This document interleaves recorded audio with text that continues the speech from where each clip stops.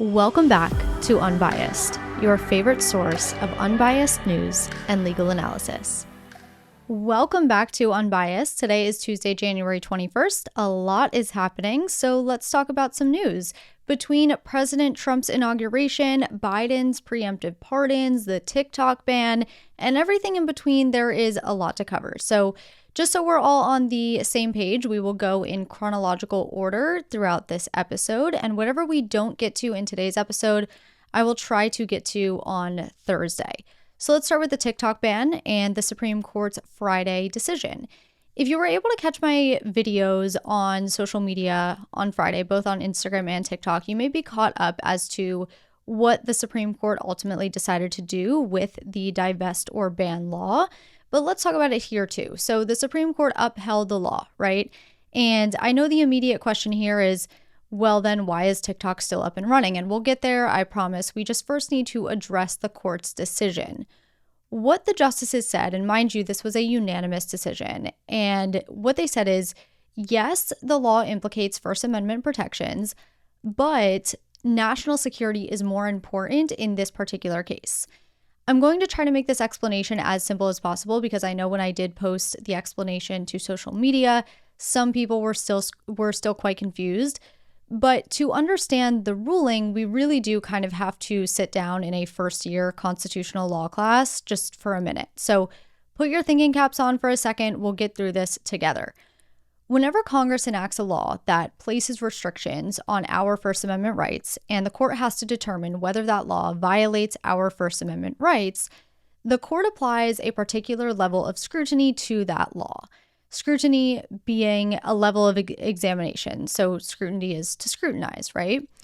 To keep things simple, if a law targets speech based on its content, so maybe a law says that a person cannot talk or people cannot talk about communism, this would be a content-based restriction because it's particularly focused on the communism messaging specifically, right?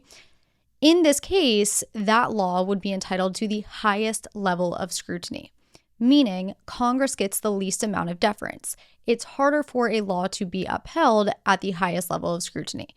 However, if a law targets speech unrelated to the content or messaging of the speech, it's entitled to a medium level of scrutiny. An example of a content-neutral restriction would be a hypothetical law that says people cannot protest outside of the Capitol building while Congress is in session.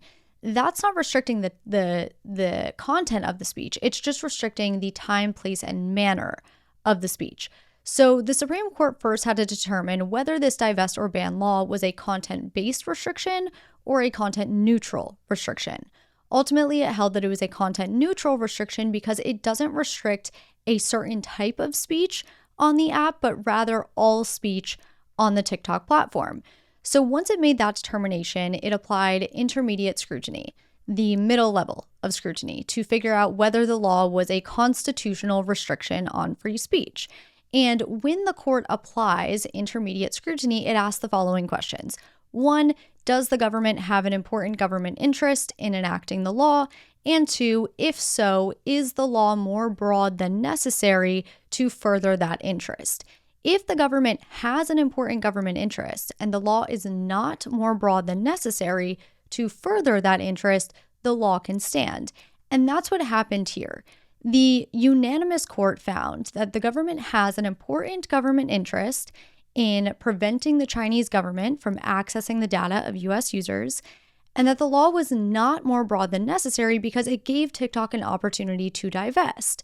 The justices implied that had the law not included that divestiture clause, it may have been too broad and possibly wouldn't have withstood a constitutional challenge, but obviously that wasn't the case here.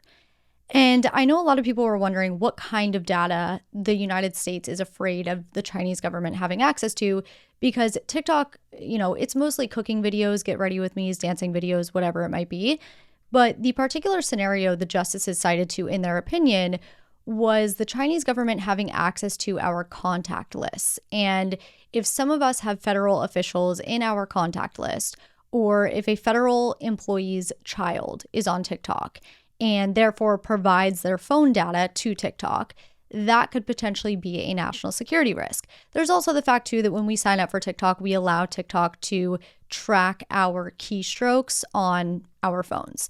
Now, I do also want to shed a bit of light on the other side of this issue because there are many TikTok users and many Americans that feel as if the United States government isn't actually worried about the Chinese government having access to our data, but rather that the US government doesn't want China to have the ability to sway our opinions about the US government in a negative way.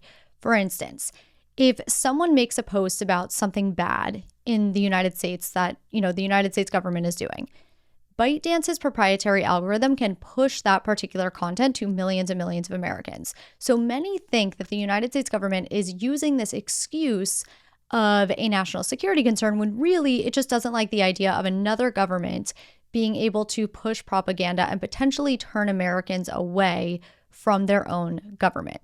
So that's the thought process on the other side of things. And that's actually something that TikTok's attorney argued before the Supreme Court, but the justices didn't really buy into that.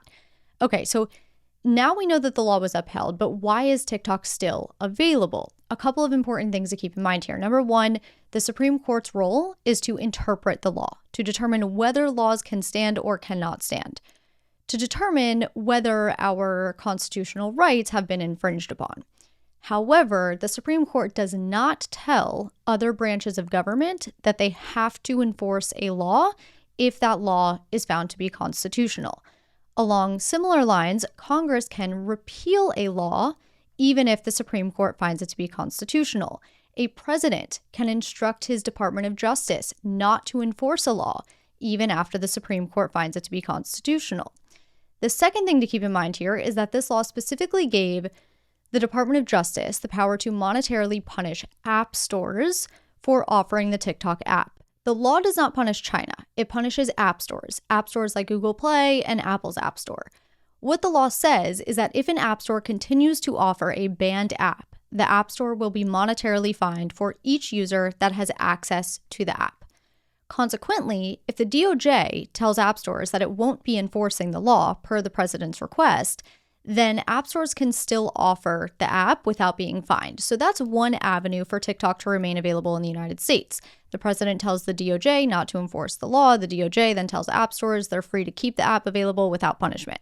However, it's ultimately up to the app stores whether they continue offering that app per that guidance or whether they decide not to take the risk and they just take the app off of their stores. Because keep in mind, President Trump can say at any time, okay, DOJ, start enforcing the law now. Maybe China acted up.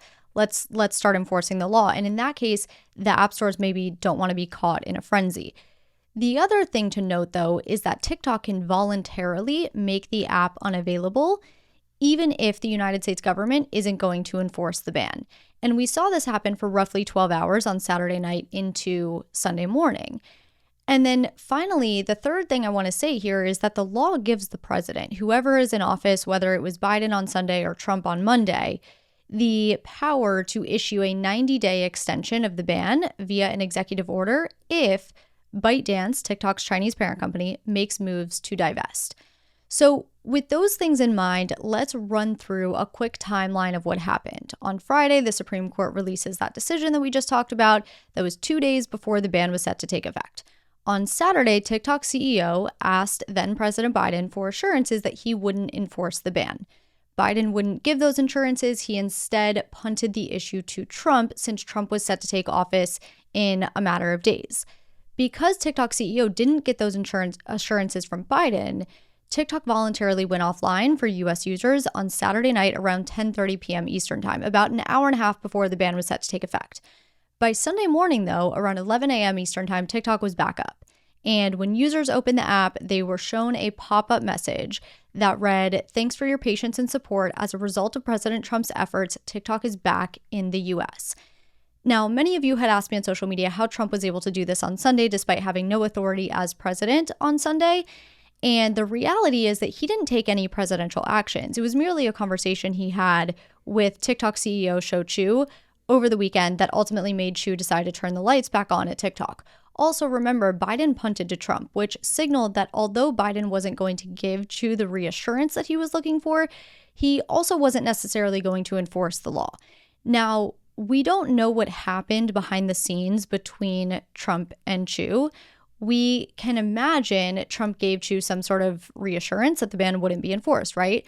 Trump did write on Truth Social on Sunday in part, quote, "I will issue an executive order on Monday to extend the period of time before the law's prohibitions take effect so that we can make a deal to protect our national security. The order will also confirm that there will be no liability for any company that helped keep TikTok from going dark before my order," end quote. So what this tells us is that Trump will use that 90-day extension authority, and he did on Monday, provided for in the law. And in the meantime, he's going to try to work on a deal, whether it be with Congress, TikTok, outside investors, or a combination of the three, which will allow TikTok to operate in the United States, but at the same time prohibit the sharing of data with the Chinese government. Trump did also give us some insight as to what that deal might look like. He suggested a joint venture between the app's current owners and the United States, where the United States would get 50% ownership. He wrote about that idea in a post to Truth Social on Sunday. He also spoke about it at the Make America Great Again rally on Sunday, and he again, when he signed his first executive orders on Monday, talked about it as well. He also said that the U.S. government wouldn't be putting up any money, but that it would be providing approval for the agreement. So as of now, TikTok is still available to US users, but whether it will stick around is something we just don't know right now. It's hard to predict what will happen in the next couple of months, but as you know, as always, I will keep you updated. Okay, let's move on to President Biden's pardons. So on Monday morning, the day of the inauguration, the White House announced that President Biden had pardoned Mark A. Milley, his former Joint Chief of Staff, Dr. Anthony Fauci, the former director of the National Institute of Allergy and Infectious Disease, and the entire staff of the January 6th investigating committee. In a statement, Biden wrote in part, quote, "These public servants have served our nation with honor and distinction and do not deserve to be the targets of unjustified and politically motivated prosecutions." So those pardons were announced early Monday morning. Then, as the swearing-in ceremony was taking place and about 15 minutes before Trump took his oath, so about 11:45 a.m., the White House announced more pardons and one commutation, specifically a commutation of Leonard Petlier's life sentence, a full and unconditional pardon for a man named Gerald Lundergan, another full pardon for a man named Ernest Cromartie, and finally, full and unconditional pardons for all of President Biden's living siblings and their spouses. That last set of pardons is obviously what everyone's talking about. In the announcement on the White House's website, President Biden said the pardons were to protect his family from politically motivated attacks and stated that the pardons should not be mistaken as an acknowledgement of any wrongdoing. Now, I know a lot of you have a ton of questions as to how this can be done, and we will get there, but first I want to lay out a few other facts. The January 6th investigating committee was specifically pardoned for the time between which it was formed and the time at which it stopped investigating. Dr. Fauci, Mark Milley, Biden's siblings, and their spouses were all pardoned for any offenses they may have committed or taken part in during the period from January 1st, 2014 through yesterday. And you might recognize that January 1st, 2014 date as the date that was written on Hunter Biden's pardon as well. When Hunter was granted an unconditional pardon, it was clear that the reason behind Hunter's pardon, or the reason that it began on January 1st, 2014, is because that's when he began working with the foreign entity Burisma, and that's what he's been investigated for by the House Oversight Committee. So the thought was that if Hunter was pardoned from the time he started that work, he can no longer be subject to any House investigations. Importantly, many people on the right think the investigations were warranted. Many on the left think it was just a witch hunt. But I say this to say that now that Biden pardoned his living siblings and their spouses, no one can be asked to testify about those foreign business dealings, and no one is subject to any additional House investigations. And what we know is that recently, House Oversight Chairman James Comer, who's the chairman of the committee that was investigating not only Hunter Biden's foreign business dealings, but also the impeachment inquiry into President Biden, he came out and accused James Biden, Joe Biden's brother, of lying to Congress during that impeachment inquiry and called on the incoming attorney general to hold him accountable. According to Comer, James Biden allegedly misled Congress about meeting with Hunter Biden's business partner while pursuing a deal with a Chinese energy company. So these pardons by Biden are likely, one, a result of James Comer asking the incoming attorney general to hold James Biden accountable, and 2, to stop the investigations into Biden's family once and for all. So are these types of pardons allowed? They are. These are what are called preemptive pardons. A preemptive pardon is one that's granted before someone is charged with a crime. The authority behind preemptive pardons dates back about 150 years when the Supreme Court held that the presidential pardon power extends to every offense known to the law, so long as the offense is a federal offense and not a state offense, and may be exercised at any point after the commission of a crime, even before any legal action is taken. What that means is a president can pardon someone even if they aren't facing charges.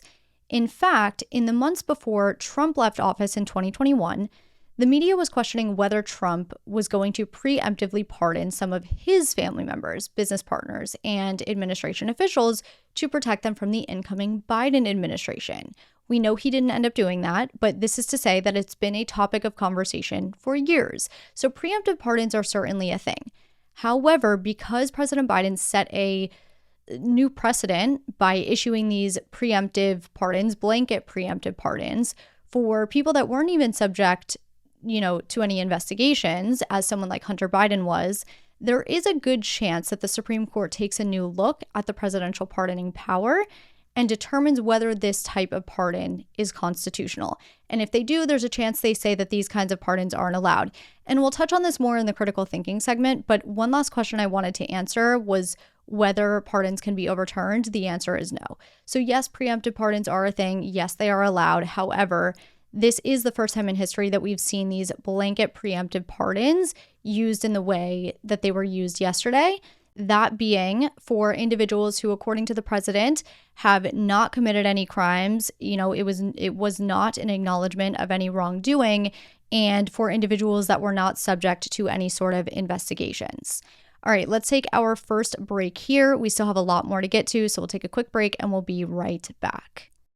Okay, welcome back. Let's now talk about the inauguration. On Monday, President Trump was sworn in as the 47th president of the United States. The swearing in happened at 12:02 p.m. Eastern Time, which means, fun fact, for 2 whole minutes, the United States actually didn't have a president. And I know many of you are probably thinking, what do you mean?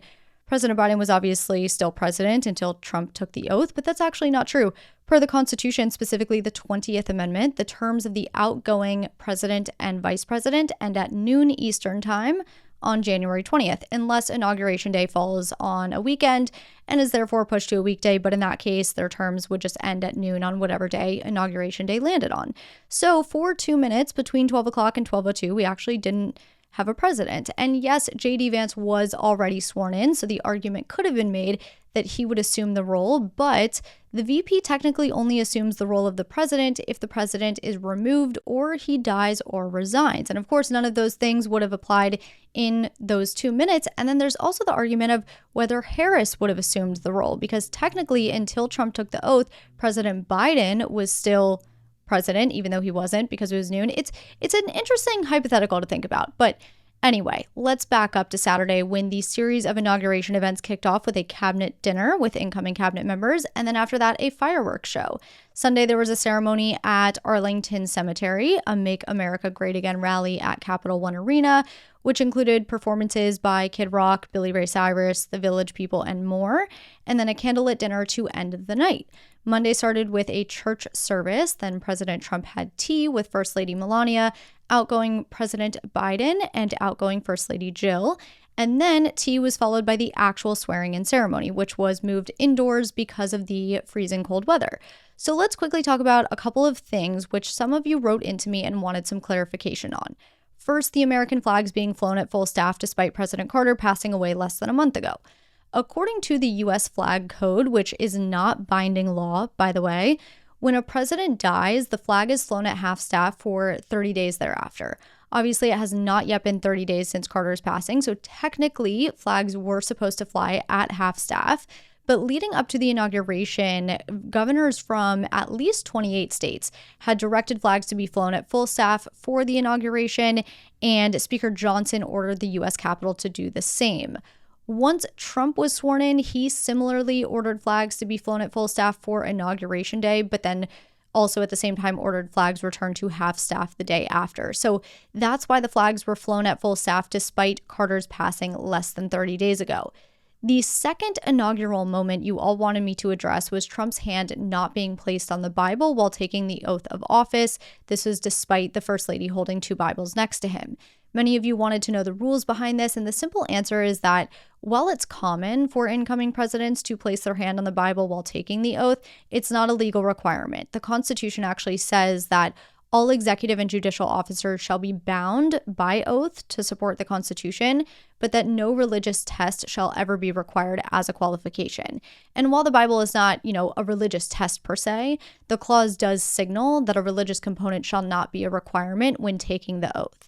I will say, too, that the inauguration was a bit rushed because, as I kind of spoke about earlier, typically incoming presidents are sworn in by noon Eastern time, and Trump's swearing in didn't start until 12:01. So if you were watching, you actually saw Melania walk up with the Bibles shortly after Chief Justice Roberts had already started the swearing in. And who knows, maybe that played into him not placing his hand on the Bibles, but also maybe Trump just didn't want to place his hand on the Bibles. Either could be true. And then finally, the third inaugural moment I was asked to address was Elon Musk's gesture that resembled a Hail Hitler gesture or a symbol of fascism. To give a little more context, Musk was speaking at the Capital One Arena after the inauguration and said, quote, "This was a fork in the road of human civilization. This one really mattered. Thank you for making it happen." He then put his right hand to his chest and extended his arm in an upward angle with his palm down and fingers together. He made the same gesture a second time later on during that same speech. And if you're watching on YouTube, I do have a clip playing right now just because it's obviously a little difficult to give the full context without actually showing you what happened. So did the gesture resemble a Nazi salute? Sure. Was this same gesture used by Europe's fascists in the first half of the 20th century? Yes. Here's what I can tell you about Musk specifically. In response to the Hitler Association, Elon Musk is actually a very vocal supporter of Jewish people. He has said before that he considers himself Jewish by association because he has so many Jewish friends. He was actually caught in controversy not too long ago in 2023 when he responded to a post that claimed Jewish people push the same kind of hatred for white people that they claim to want people to stop using against them. And Musk responded to this post saying, "You have said the actual truth." People called him an anti-Semite after that. And right after that, he visited Auschwitz. He laid a wreath at the Wall of Death. He took part in a memorial ceremony. He visited a kibbutz in Israel, which was attacked by Hamas on October 7th. He met with the Israeli president and some of the families of the hostages. He thereafter wore dog tags with the name of those hostages on them. And during that visit, many people accused him of going on a quote-unquote redemption tour to make up for his post on X. But Musk himself tweeted, "Actions speak louder than words." Furthermore, the ADL, or Anti-Defamation League, which is an anti-Semitism watchdog and has been very critical over Musk's allowance of anti-Semitic content on the X platform, actually came to Musk's defense following the Inauguration Day gesture. The ADL wrote in part, quote, "This is a delicate moment. It's a new day, and yet so many are on edge. Our politics are inflamed, and social media only adds to the anxiety. It seems that Elon Musk made an awkward gesture in a moment of enthusiasm, not a Nazi salute. But again, we appreciate that people are on edge. In this moment, all sides should give one another a bit of grace, perhaps even the benefit of the doubt, and take a breath. This is a new beginning. Let's hope for healing and work toward unity in the months and years ahead." End quote. Elon Musk responded to that post by writing, "Thanks, guys," with a laughing emoji. And then he also addressed the criticism directly in his own post on X, writing, quote, "Frankly, they need better dirty tricks. The everyone is Hitler is so tired." End quote. As for the Fascist Association, quite frankly, I don't know if Musk's gesture was intended to be a symbol of fascism. Some think it was. Others think it's a dramatic conclusion, but that's what I can tell you. For this next story, we'll stay on the topic of Elon Musk and the new Trump administration. Within minutes of the inauguration, DOGE, the newly created Department of Government Efficiency, was sued in at least 4 different lawsuits. Remember, DOGE is a non-federal advisory agency that Trump has now created as of yesterday, and it's meant to cut government waste and spending. In other words, DOGE will advise the federal government, specifically the Office of Management and Budget, as to how to save money. The lawsuit, though, alleges that DOGE violates the Federal Advisory Committee Act by giving private individuals roles in the government decision process without the public access that the law requires. So let's break that down. In 1972, Congress enacted a law known as the Federal Advisory Committee Act, which in part was meant to prevent advisory committees from being dominated by representatives of industry and special interests seeking to advance their own agendas. To do this, Congress created certain requirements for the creation of these committees, and these new lawsuits allege that DOGE has not satisfied those requirements. So I'm particularly citing to one of the 4 lawsuits when I run through these allegations, but here they are. 1, DOGE hasn't lawfully established itself by meeting with the administrator of GSA. DOGE has failed to provide a clearly defined purpose and other reassurances.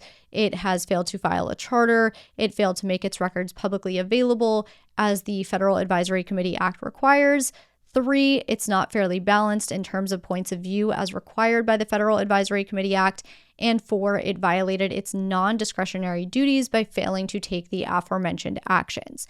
So a couple of things to note here. It's unclear at what point DOGE is or was required to abide by the requirements of the Federal Advisory Committee Act. DOGE was technically just created yesterday in one of Trump's executive orders, but we're not sure to what extent DOGE is functioning and therefore whether it was required to do all of these things alleged in the lawsuits against it. However, in that 4th lawsuit filed, the Center for Biological Diversity is asking a federal judge for access to public records showing how members of DOGE have interacted with the White House since the transition began. So if that lawsuit proceeds, then maybe it'll shed a little bit more light on into the actions DOGE has taken thus far. One last note I want to make while we're on the topic of DOGE is that DOGE was supposed to be run by both Elon Musk and Vivek Ramaswamy, but Ramaswamy has since stepped away so that he can run for governor of Ohio. All right, let's take our second break here. When we come back, we still have a lot more to get to. Welcome back. We can now talk about day 1 of Trump's presidency. On day 1, President Trump signed almost 100 executive orders and proclamations. Obviously, in the interest of time, we're not going to go over every single thing that he signed, but we can touch on a few. First, we'll discuss some of the executive orders. Then we'll talk about the pardons and commutations for January 6th defendants. And I'm going to try to touch on about 14 executive orders, but just note that some explanations may be shorter than others for the sake of time. For starters, let's just quickly talk about what an executive order is. An executive order directs federal officials, executive departments, or administrative agencies to either act in some way or refrain from acting in some way. Remember, the president is in charge of the executive branch of the government. Therefore, you can think of executive orders as directives for the executive branch, not directives for you and I or American citizens, but rather directives for the executive branch. Furthermore, they do not require congressional approval, but there are ways that executive orders can be blocked or overturned. For one, presidents themselves have the ability to overturn executive orders with new executive orders. In fact, we saw President Trump overturn 78 of President Biden's executive orders yesterday, which is typical when a new president assumes office.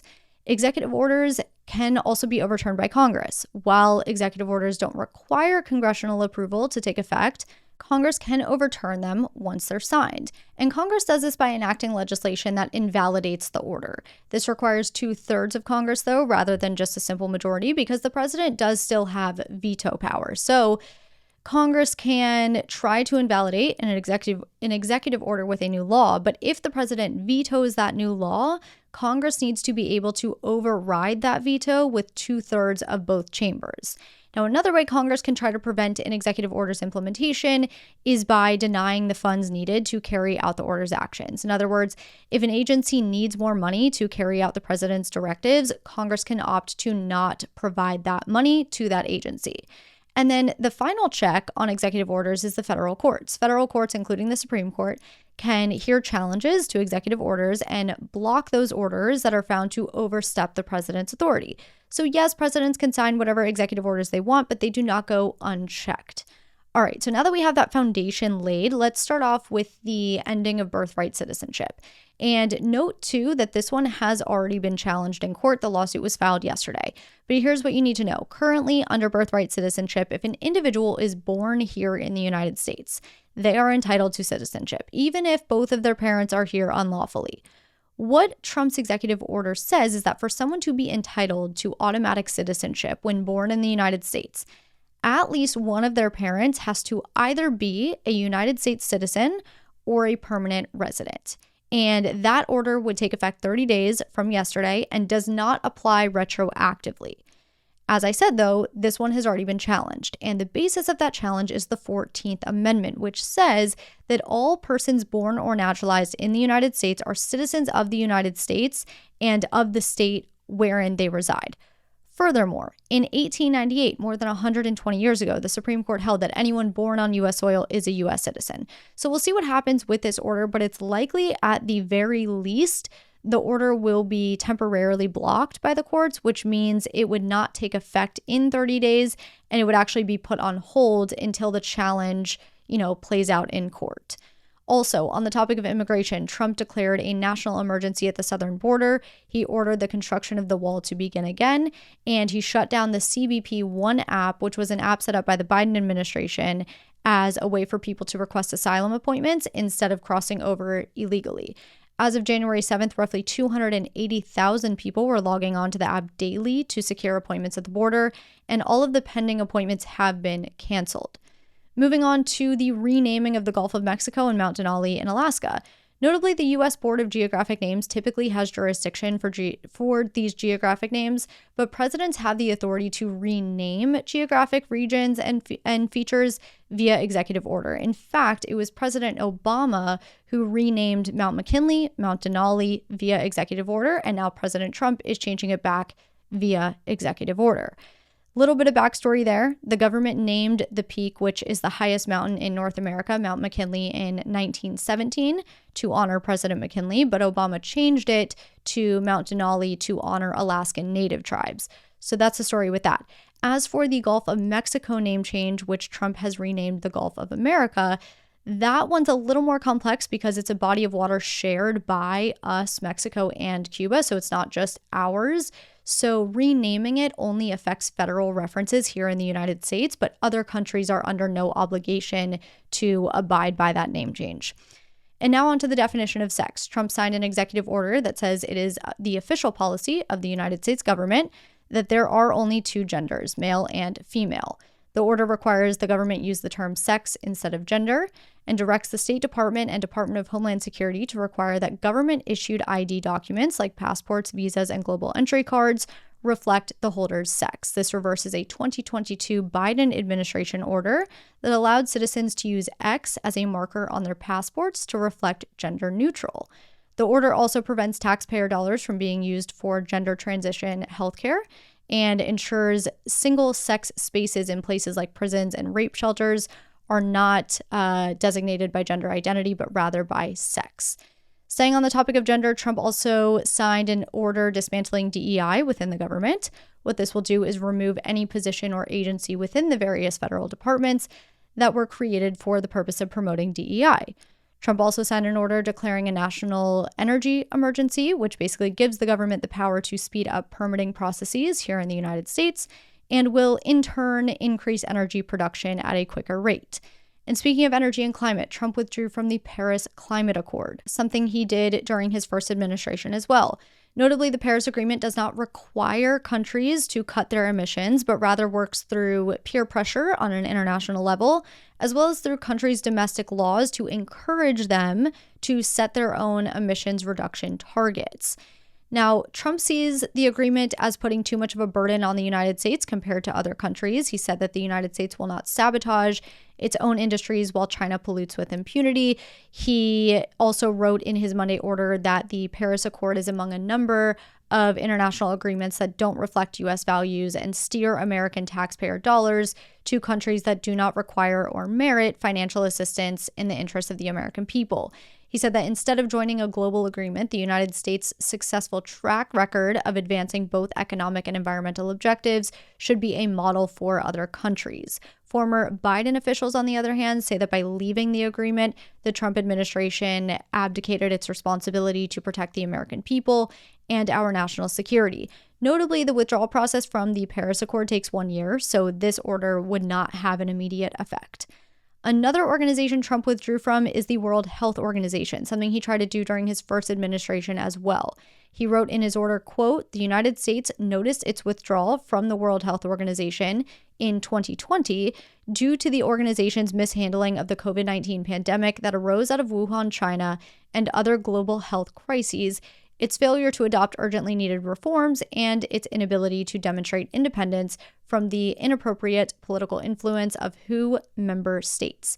In addition, the WHO continues to demand unfairly onerous payments from the United States, far out of proportion with other countries' assessed payments. China, with a population of 1.4 billion, has 300% of the population of the United States, yet contributes nearly 90% less to the WHO," end quote.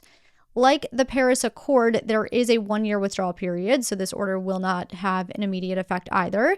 But notably, roughly 1/5 of the WHO's budget comes from the United States, which is about 1.28 billion.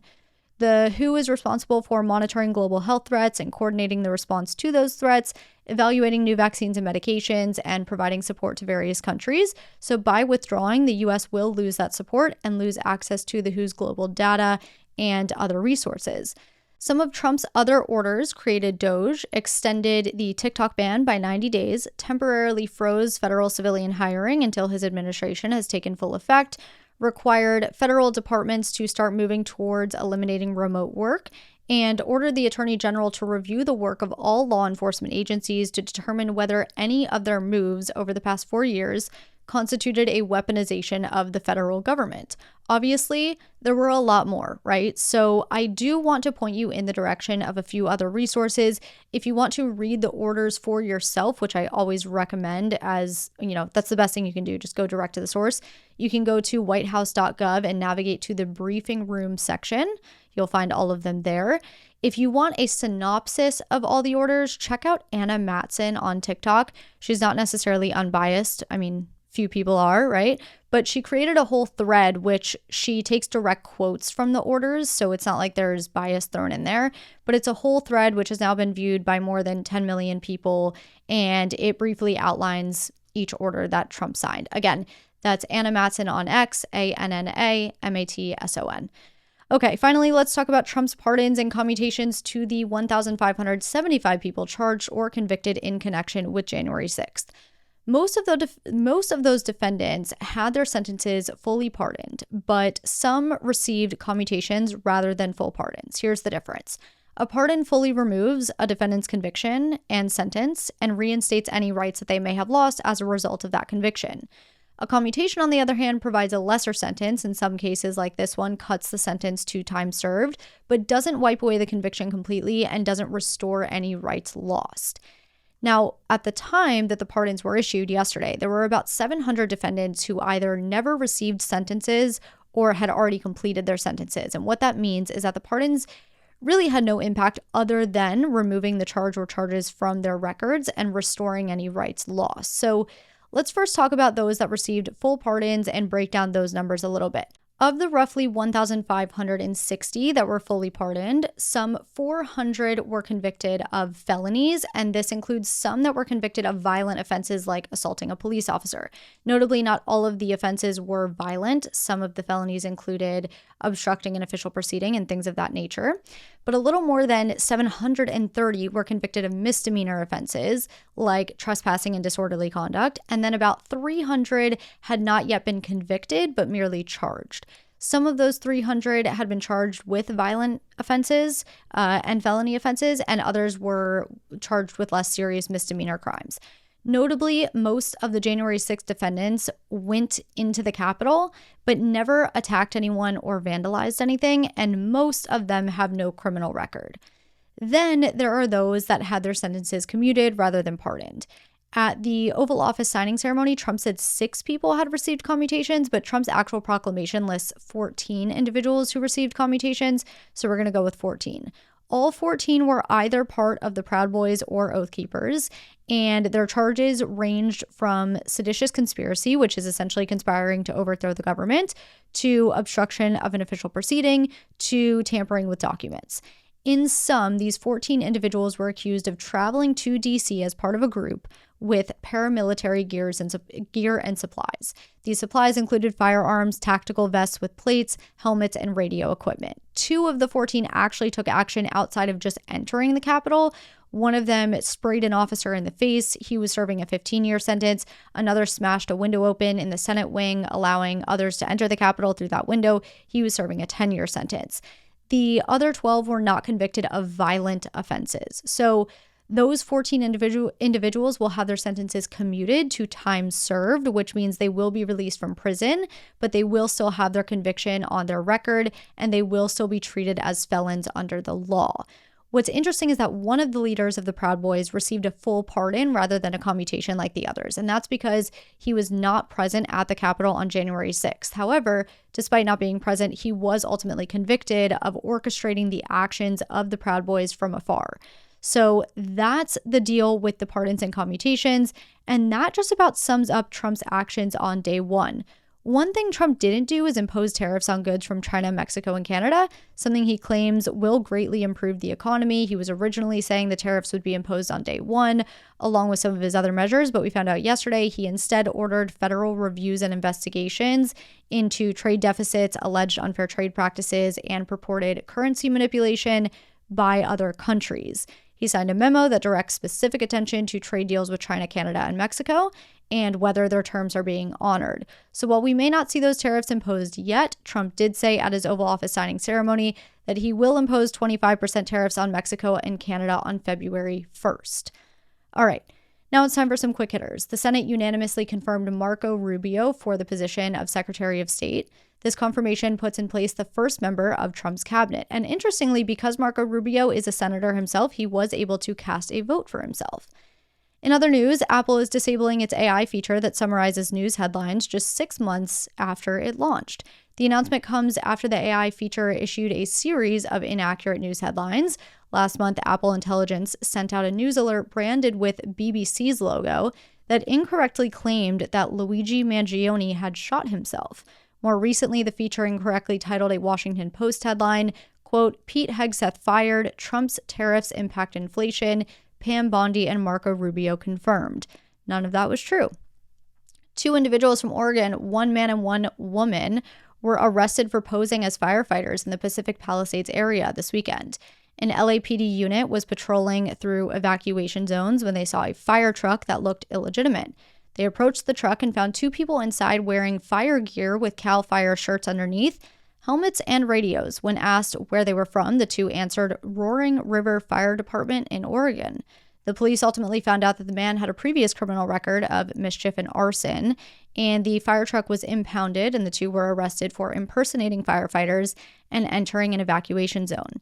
And in some tragic news, a U.S. Border Patrol agent was shot and killed Monday afternoon on a highway in Vermont, close to the U.S.-Canada border. A subject was also killed in the shooting, and another subject was injured and is in custody, according to the FBI. The DHS is currently investigating the incident and says it will release more information as it becomes available.